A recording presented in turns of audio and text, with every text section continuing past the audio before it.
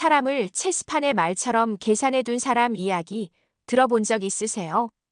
그 이야기를 처음까지 끝까지 읽어내려간 사람이 바로 진석이었는데요. 진석이 호텔에서 성재를 처음 불러 앉혔을 때 성재는 그냥 아버지가 드디어 이혼 결심했구나 정도로만 생각하고 있었어요. 그런데 소파 앞 테이블에 눌어붙은 것처럼 놓여있는 갈색 봉투 두 개를 보는 순간 느낌이 좀 달라졌습니다. 성재야, 이거 끝까지 읽을 자신 있니? 진석이 그렇게 물었을 때 성재는 농담이 아니구나 싶었어요. 말투가 너무 잠겨 있었거든요. 그런데요, 그 질문을 던지기까지 진석에게는 딱 하룻밤이 아니라 30년이 통째로 무너져 내리는 밤이 한 번 지나갔습니다. 그 밤 이야기를 먼저 따라가 볼게요. 전날 밤 진석은 호텔방 책상에 혼자 앉아 있었는데요. 창밖으로는 서울 야경이 펼쳐져 있었지만 솔직히 말하면 아무것도 눈에 안 들어왔습니다.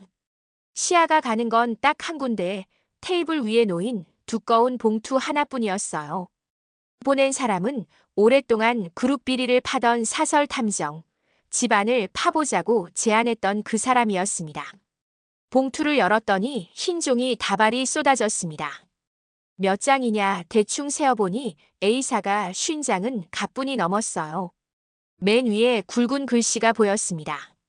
대상자 고성의 조사기간 1995년 2025년 조사 의뢰인 박진석.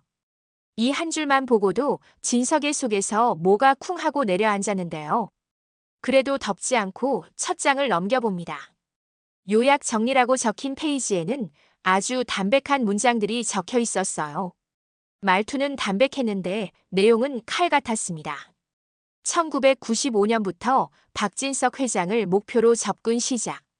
전 남편 사망 후 빚 15억. 아들 우진 치료비 및 재산 확보 목적. 모든 만남, 우연으로 보이도록 연출된 정황 다수. 문장이 짧은데 읽을 때마다 심장이 한 번씩 움찔했어요. 진석이 머리로는 설마 하면서도 손은 다음 페이지를 계속 넘기고 있었습니다. 정리한 첫 번째 덩어리는 과거 기록이었는데요. 읽다 보면 성의 인생과 진석 인생이 언제부터 어떤 방식으로 겹쳐지기 시작했는지가 아주 적나라하게 드러나 있었습니다. 1992년 25살의 성이. 당시 잘 나가던 사업가와 결혼해서 제법 넉넉하게 살았다는 기록이 있었어요. 자산 추정액 20억. 아이도 없고 생활은 안정적. 여기까지만 보면 그냥 평범하게 잘 사는 젊은 부부 이야기였는데요. 1994년에 상황이 급변합니다. 남편이 부동산 투자에 실패해서 순식간에 빚이 15억까지 불어났다는 내용이 나와요. 독촉 전화, 소송 예고, 집 압류. 그리고 1995년 1월 남편이 돌연사합니다. 스트레스성 심장마비 가능성. 고성에 단독으로 빚 15억 인수라는 문장이 딱 박혀 있었어요. 그 뒤 기록이 더 기가 막혔습니다. 같은 해 3월 쌍둥이 출산. 아들 우진, 딸 은호. 경제 상황은 이미 바닥을 뚫고 들어간 상태였고 우진은 생후 몇 달 안 돼서 간질환 의심 소견을 받았다고 적혀 있었어요. 장기적 치료 필요, 향후 이식 가능성 높음. 예상 치료비 연 5천만 원 이상. 이 문장을 보는 순간 진석은 목이 꽉 막히는 느낌이 들었는데요. 그 다음 페이지에서 진석은 결국 책상을 주먹으로 내려쳤습니다. 1995년 9월 새벽 3시. 여아 1명, 해송 보육원 앞에 유기. CCTV 영상 확보. 대상자 고성이로 추정. 목적 아들 우진 치료비 집중, 경제적 부담 완화. 흐릿한 CCTV 캡처 사진들이 붙어 있었어요. 어두운 길, 아기를 안은 여자의 옆얼굴, 보육원 현관 계단 앞에 조심스럽게 내려놓는 장면, 그리고 뒤도 안 돌아보고 달려나가는 뒷모습. 밑에는 짧게 한 줄이 적혀 있었죠. 눈물 자국 보이지 않음. 그 한 줄이 오히려 더 잔인하게 느껴졌습니다. 그 뒤부터는 진석에게도 익숙한 연도가 나옵니다. 1995년 가을 자신이 성희와 처음 마주쳤다고 기억하던 바로 그 시기였어요. 보고서에는 이렇게 정리되어 있었습니다. 해송 보육원에 딸을 두고 온 지 한 달. 신문, 경제잡지, 재계 인명록을 뒤지며 안정적인 중년 남성, 자녀 유무, 재산 규모, 사회적 신뢰도를 기준으로 타깃 탐색. 그 리스트 중 한 명으로 진석이 선택됨. 회사 위치, 출근 퇴근 동선, 점심 식사 장소, 단골 식당, 차량 번호까지 전부 메모. 그리고 어느 날 밤 신호등 앞에서 진석이 겪었던 그 장면이 나옵니다. 누군가 아기를 안고 뛰어오다가 숨을 헐떡이면서 차 앞을 막아서던 장면. 아이가 숨을 못 쉬어요. 진석이 그날을 떠올릴 때마다 늘 하늘이 연결해준 인연이라고 생각해왔던 바로 그 순간이었는데요. 거기에 이렇게 덧붙여놨어요. 한우진 해당 날짜 응급실 기록 확인 결과 경미한 호흡 곤란. 생명 위급 상황 아니었음. 사전 연기 연습 정황. 지인들에게 당뇨 환자 연기 시범 보인 증언 확보. 아기 상태를 일부러 과장했을 가능성 큼. 진석 입장에서는 자신이 그때 나서서 병원에 데려가지 않았으면 아이가 죽었을 거라 믿고 있었거든요. 그 믿음 자체가 허물어지는 느낌이었어요.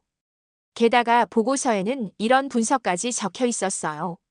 병원 도착 후 대상자는 의도적으로 연락처를 남기지 않음. 재회 가능성을 열어두기 위한 전략으로 판단됨.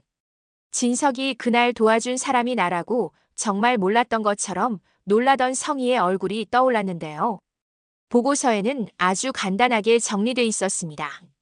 병원에서 이미 진석 얼굴 확인한 정황 다수. 못 알아본 척 연기한 것으로 보임. 그 순간 진석은 눈을 감고 의자 등받이에 머리를 기댔습니다. 아, 거기서부터였구나. 자기가 운명이라고 불렀던 장면이 누군가에게는 오래 준비한 프로젝트의 1단계였다는 거죠. 보고서 뒤쪽에는 진석도 기억하고 있는 장면들이 줄줄이 나와 있었어요. 단지 관점이 달랐을 뿐입니다. 막고올 한정식. 회사 근처 단골 식당. 진석 기억 속의 그 식당은 반찬이 정갈하고 밥이 맛있어서 자주 찾던 곳이었고 거기서 우연히 성희를 다시 만났다고 생각했는데요. 이렇게 적혀 있었어요. 대상자, 진석 회사 빌딩 반경 500m 내 식당 조사 후 임금 낮고 채용 수월한 곳 위주로 지원. 이력서 내용 일부 허위 기재 확인. 진석이 해당 식당을 자주 방문한다는 점을 사전 파악하고 취업한 정황 다수. 그러니까 진석 입장에선 운명처럼 다시 마주친 여자였는데 성의 입장에선 계획서 2단계 접점 확보였던 거죠. 그리고요, 진석이 평생 잊지 못할 장면 하나. 목이 아파서 계속 기침을 하던 날 성희가 직접 끓여온 생강차가 있었어요. 당시에는 어떻게 이런 세심한 사람이 다 있지 감탄했는데요. 보고서에는 건조하게 이렇게 적혀 있었어요. 감기 증상 보이던 진석에게 맞춤형 케어 제공. 직접 끓인 생강차 전달. 건강 챙겨드리고 싶었다는 멘트 사용. 목적 보호 본능 및 호감 극대화. 나중에 보자기에 곱게 싸서 건넸던 생강차 세트도 마찬가지였죠. 고급 포장재, 선물용 세트 구성. 제가 드릴 수 있는 건 이것뿐이라는 대사 사용. 자기 희생 이미지 어필. 결과 진석 깊은 감동. 이후 저녁 식사 제안, 교제 시작. 긴 보고서를 읽는 동안 진석 머릿속에서는 한 가지 문장이 계속 맴돌았어요. 대체 뭐가 진심이었지? 시간을 훌쩍 건너뛰어 보고서 후반부에는 결혼 이후 기록이 나옵니다. 1997년 재혼. 우진은 진석의 법적 아들로 입적. 그 이후 우진 치료비, 성의 명예 재산 증가, 부동산 주식 예금, 이동 내역이 표처럼 정리되어 있었어요. 1997년 결혼 당시 성의 명예 자산 영원. 2000년 약 10억. 2005년 50억. 2010년 150억. 2015년 300억. 2020년 500억. 2025년 현재 추정치 800억. 마지막에 이렇게 적혀 있었습니다. 박진석 회장 총 자산의 약 40%가 대상자 명의로 이전된 것으로 추정됨. 숫자만 보면 능력 있는 재테크 고수의 궤적인데요. 문제는 그 돈의 출발지가 전부 진석이라는 점이었죠. 보고서 마지막 줄이 이랬습니다. 1995년부터 현재까지의 관계를 감정이 아닌 계산의 결과로 보는 것이 타당. 그 문장을 읽는 순간 진석이 한동안 종이를 내려다보고만 있었어요. 눈이 아니라 위장 깊은 데가 뒤집히는 느낌이었거든요. 문제는 거기서 끝이 아니었다는 거예요. 다음 날 아침 호텔 문 앞에 또 다른 봉투가 도착합니다. 이번 제목은 이랬습니다. 지은호 추적 관찰 일지 1995년 9월 20일 2025년 1월. 진석은 봉투를 뜯기 전에 잠깐 멈칫했어요. 여길 더 봐야 하나? 하는 고민이 스쳤지만 결국 첫 장을 펼쳤습니다. 서문에 적힌 요지는 이랬어요. 성인은 딸 은호를 버린 게 아니라 보관한 것에 가깝다. 30년 동안 은호가 어디서 어떻게 지내는지 한 번도 놓치지 않았다. 사진 1247장, 영상 89개, 손글씨 메모 237페이지. 특히 혈액형, 간 기능, 생활습관 기록에 집착. 그리고 결론. 전체 패턴상 우진의 미래관 이식을 위한 예비공여자 관리로 추정됨. 사람 하나의 인생을 장기 수술을 대비한 보험 상품처럼 관리해왔다는 이야기였죠. 보고서에는 구체적인 날짜와 장소들이 빼곡하게 적혀 있었어요.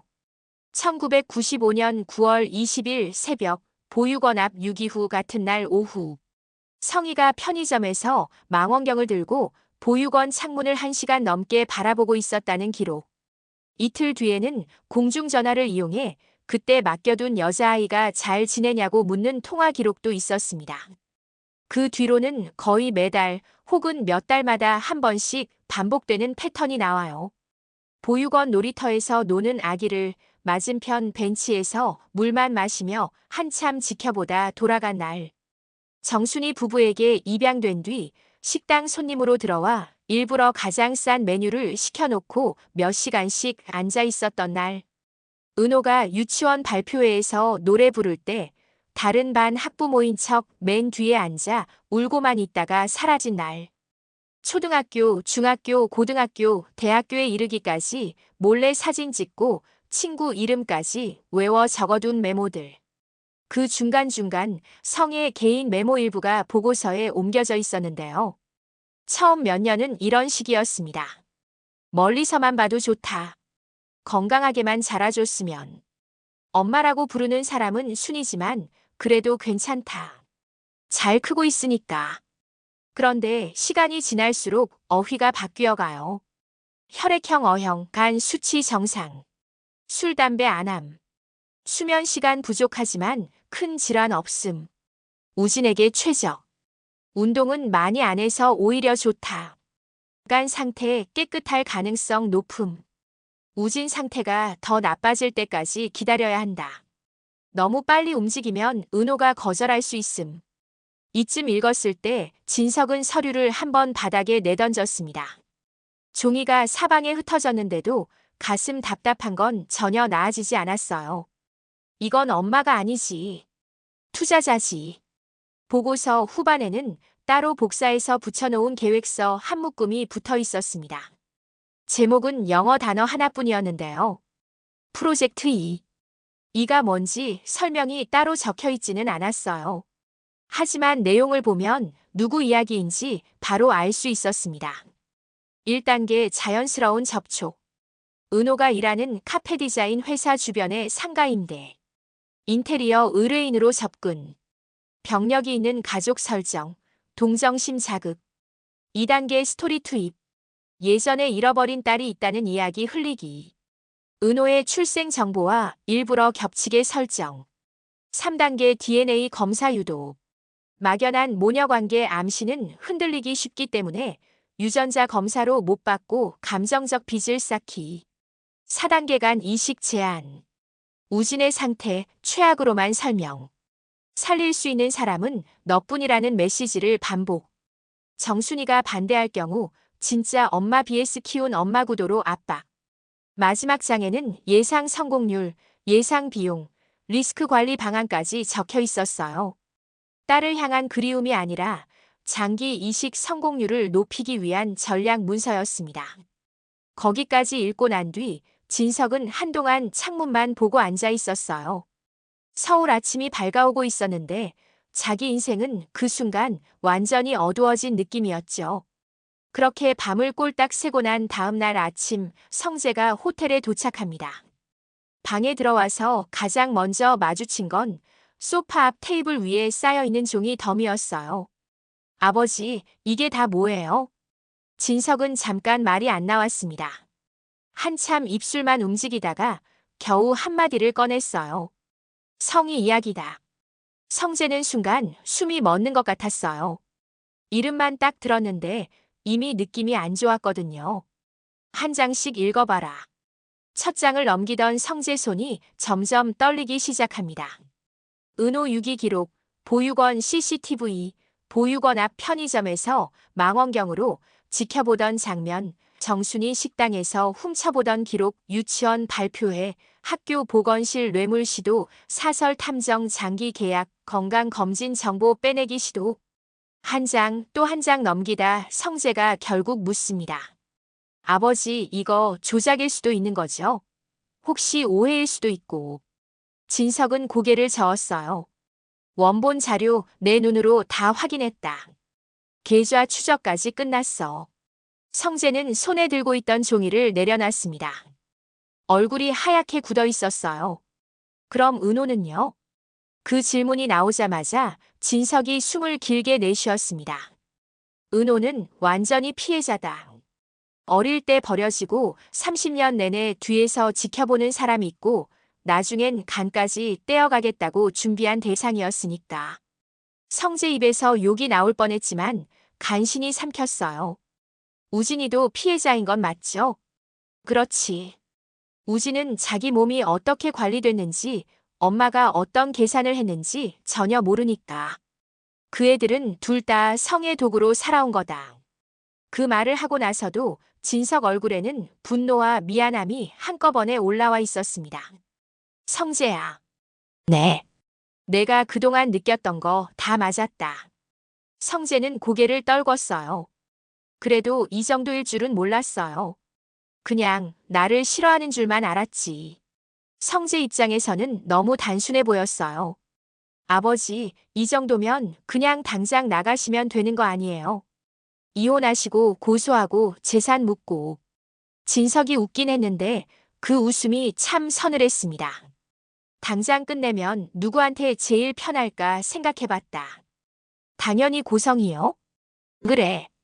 하루아침에 한 방에 터지고 언론 몇 달 시끄럽다가 합의금 좀 뜯어내고 숨는 대로 숨어 들어가 버리면 그걸로 끝일 거다. 진석이 고개를 저었습니다. 그렇게는 안 할 거다. 성재가 눈을 동그랗게 떴어요. 그럼요? 30해를 나한테 썼으면 나도 그 정도 시간은 생각해서 움직여야지. 난 빨리 폭발하는 복수 말고 천천히 망가져가는 과정을 보여줄 거다. 말투는 조용했는데 눈빛은 너무 단단했습니다. 첫 번째로 우진. 우진이요? 우진에게는 사실을 알려줄 거다. 단 한 번에 다 쏟지는 않을 거고. 조금씩 본인이 견딜 수 있을 만큼만. 성재는 잠시 생각에 잠겼습니다. 우진이 엄마한테서 세상이 전부였을 텐데요. 그래서 더 조심스럽게 해야지. 우진을 이용할 생각은 없다. 다만 성희가 가장 믿고 기대고 있는 사람이 누군지 알잖냐. 그 사람이 등을 돌리면 성희는 자기 인생이 흔들린다는 걸 처음 느끼게 될 거다. 두 번째는요. 영나. 진석이 책상 서랍에서 또 다른 서류를 꺼내 보여줍니다. 영나 이름으로 된 계좌 목록, 장학금 후원 이력, 전시회 지원 내역 등등. 영나는 지금까지 자기 인생이 전부 엄마 손 안에 있다고 믿고 있다. 돈도 진로도 전시도. 그걸 하나씩 엄마 손에서 빼낼 거다. 어떻게요? 영나에게 직접 줄 거야. 영나 몫이어야 할 것들을 더 이상 성의 통장을 거치지 않게 만들 거다. 자기 이름으로 통장 만들고 후원금과 재산을 직접 쥐고 살게 할 거야. 그럼 어느 순간 깨닫겠지. 내 인생은 엄마 것이 아니라 내 것이라는 걸. 성재는 그 부분에서 살짝 웃음이 났어요. 영나, 진짜 좋아하겠는데요. 그래서 성희는 견디기 힘들 거다. 자기가 기획한 인생이 눈앞에서 조금씩 탈주하는 걸 볼 테니까. 세 번째는 돈이죠. 그래. 지금 성의 이름으로 된 재산이 얼만지 내가 이 서류에서 봤잖냐. 대략 800억. 그중 상당수가 내 돈에서 시작됐다. 그걸 법적으로 다시 뒤집기 위한 준비를 변호사랑 이미 시작했다. 바로 소송 걸면 끝날 일을 나는 일부러 오래 끌 생각이야. 왜요? 점점 돈이 안 움직이는 느낌을 주고 싶다. 계좌가 막히고 부동산 담보 설정이 붙고 거래가 자꾸 보류되고 대출이 거절되고 그런 경험을 최소 1년은 하게 만들 거다. 성재는 그 말을 듣고 조금 소름이 돋았어요. 아버지, 생각보다 무섭네요. 무서워야지. 나도 오랫동안 그 사람 앞에서 무력감을 느끼면서 살았으니까. 그리고 네 번째는 자리. 진석이 창밖을 바라보면서 말합니다. 성희가 제일 사랑하는 호칭이 뭔지 알지? 이사장님. 그 자리를 조금씩 실질적 권한이 없는 껍데기로 만들 거다. 위원회에서 의결권 뺏고 사인해야 할 서류 움직임 줄이고 사람들 동선 바꾸고 겉으로는 아무 일 없는 것처럼 그대로 앉아있지만 실제로는 아무것도 결정 못하는 사람으로 만드는 거다. 그리고 마지막은 마음이겠네요. 그래. 심리적인 압박. 진석이 조용히 웃었습니다. 앞으로 내가 조금씩 변할 거야. 겉으로 보기엔 별일 아닌 변화인데 사는 사람은 미쳐버릴 수 있는 변화들. 예를 들면요. 아무 이유 없이 밥 먹다가 갑자기 말이 없어지는 거. 눈앞에서 서류를 보다 말고 의미 모를 웃음을 짓는 거. 언젠가 다 알게 되겠지 같은 말 슬쩍 흘리는 거. 그리고 아무 설명도 안 해주는 거. 성재는 그 말을 듣다가 본능적으로 이렇게 말했습니다. 아버지, 그거 진짜 무섭겠는데요. 그래야지. 계획은 머릿속에서만 굴러가는 게 아니었어요. 그날 오후 진석은 바로 집으로 들어갑니다. 현관문을 열었을 때 거실에는 성희가 앉아 있었어요. 평소대로라면 어디 다녀왔냐, 밥 먹었냐 묻고 대충 대답하고 각자 방으로 들어갔겠지만 오늘은 조금 달랐습니다. 당신 왔어요. 성희가 먼저 다가오면서 살짝 웃었는데요. 진석은 그 얼굴을 보면서 호텔에서 본 CCTV 사진이 겹쳐 보이는 느낌이 들었어요. 해송 보육원 계단 앞에서 아기를 내려놓고 뛰어가던 그 얼굴이요. 그래도 표정은 최대한 평온하게 유지했습니다. 응. 일 좀 정리하고 왔어. 호텔에서 계속 회의 있었어요. 대충. 성희가 조심스럽게 묻습니다. 나 너무 예민하게 굴었지. 요즘 내가 좀 이상했지. 예전 같으면 그럴 수도 있지. 힘들었겠다. 이런 말을 먼저 꺼냈을 텐데요. 진석은 잠깐 멈췄다가 오히려 이렇게 말했습니다. 그럴 수도 있지. 짧고 감정 없는 대답이었어요. 성희가 그걸 느꼈습니다. 미세하지만 확실히. 당신 나한테 화났어요? 아니. 진짜로? 응. 이야기 나중에 하자. 그 말은 사실 아무 말도 안 해준 거랑 똑같았거든요. 오히려 더 찜찜하게 만들 뿐이었어요. 점심을 함께 먹으면서도 진석은 예전과 조금씩 다른 행동을 보여줍니다. 밥 먹다가 멍하니 창밖을 보거나 수저를 내려놓고 생각에 잠기는 시간을 일부러 길게 끌었어요. 그러다가 성의 눈이 자신을 향해 있는 걸 느끼면 일부러 아무 일 없다는 듯 미소를 지어주기도 했습니다. 왜 그래요? 무슨 생각해요? 성희가 묻습니다. 그냥 인생. 갑자기? 그런 날도 있지. 대화는 거기서 또 끊겼어요. 성희 입장에서는 뭔가가 분명히 달라졌는데 정작 원인을 알 수 없는 상태. 그게 시작이었습니다. 오후가 되자 진석은 서재로 들어가 문을 닫았어요. 노트북을 켜고 변호사와 회계사에게 미리 약속해둔 내용을 정식으로 메일로 보냅니다. 성의 명예 자산에 대한 법적 검토 착수 요청, 사기 및 배임 가능성 검토, 재산 보전 가처분 준비, 대상자에게 통보 없이 조용히 진행할 것. 메일을 보내고 나니 화면 오른쪽 아래에 보류 중인 송금 알림들이 떠 있었습니다. 어제까지만 해도 자동이체로 나가던 돈들. 진석은 그걸 하나씩 열어보며 어느 계좌부터 막을지 순서를 정리했어요. 1주차에는 해외 계좌, 2주차에는 부동산 담보 설정, 3주차에는 재단 기부금 일부 조정, 4주차에는 성의 개인명의 카드 한도 조정. 노트에 세세하게 써내려가면서 진석은 마음속으로 되뇌었습니다. 이건 복수라기보다는 청소다.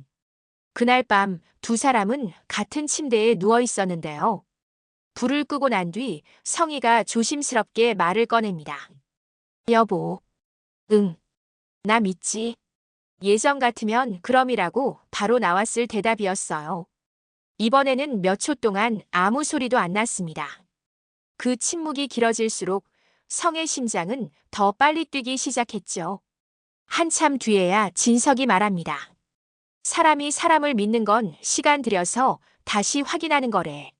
직접적인 비난도 아니고 그렇다고 믿는다는 말도 아니었어요. 오히려 그 애매함이 더 날카롭게 느껴졌습니다. 무슨 말이야? 요즘 왜 이렇게 어려운 말만 해요? 그냥 요즘 그런 생각이 들더라고. 성희는 잠이 오지 않았습니다. 옆에 누워있는 사람의 숨소리는 평온한데 말 한마디 한마디가 너무 불안했거든요. 다시 호텔 장면으로 돌아와 볼게요. 성재와 진석이 복수 계획을 이야기하던 그 자리에서 가장 중요한 이름이 마지막에 나옵니다. 아버지, 그럼 은호는요?